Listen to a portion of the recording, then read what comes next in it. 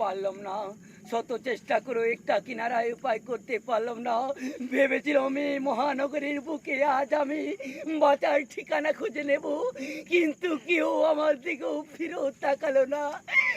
কলের জল খেয়ে 3 দিন পেট ভরিয়েছি, খিদের জ্বালায় পা দুটো আজ আমার বসে আছে। এই চোখেতে চোখেতে শুধু অন্ধকার দেখছি। কে কে তুমি? কে? মানুষ? চিন্তায় মানুষ, আশায় আকাঙ্ক্ষার মানুষ, ভালোবাসার মানুষ। তোমার পরিচয় পরিচয়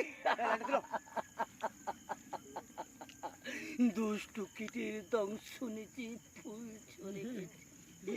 পচা ফুলের কি পরিচয় থাকে?